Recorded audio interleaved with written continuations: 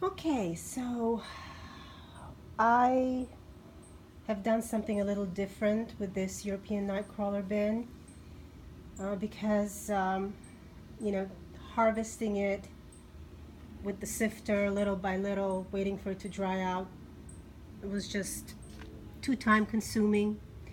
So what I did was I piled up the rest of the compost up here, started feeding this area, but what was in this area I removed and I put it into this bin right here. I know that there were some baby worms and there are still a lot of cocoons. So what I did was, there's another one, and I just, when I see them, I put them right back. I just put this melon in here, I cover it up.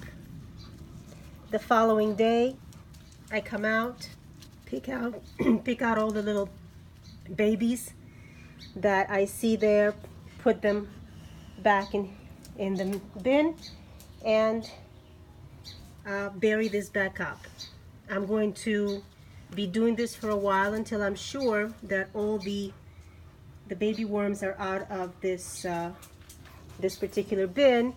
Meanwhile, because it's out of the large bin, it gets a chance to dry out, air out, get nice and flaky in preparation for sifting.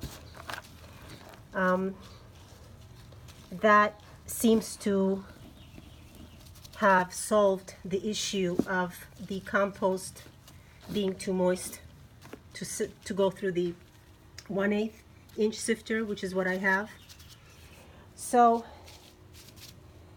what I'm going to do once all the baby worms are out, I'm going to sift this and empty it, and then I'm going to take the rest of this compost here and I'm going to repeat the same steps. I'm going to take it out, I'm going to put all of it in here, I'm going to put another melon rind, and little by little get all the worms out of there and dry it out for sifting.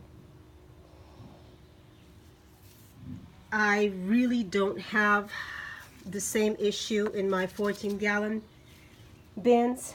It seems that the smaller bins, it's easier for the worms to migrate. They always do.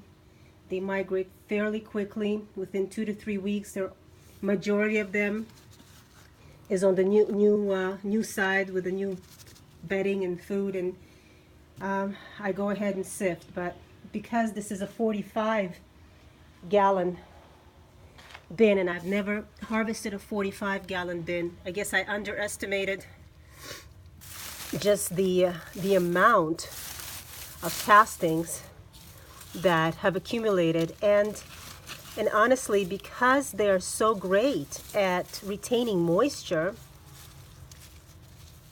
it takes a while for this to dry out. I mean, I keep adding new food, so it keeps the whole thing rather moist and not conducive to sifting.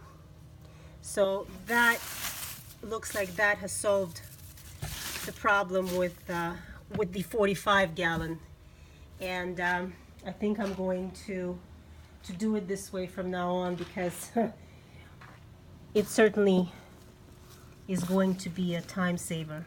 You can see the quality of the castings.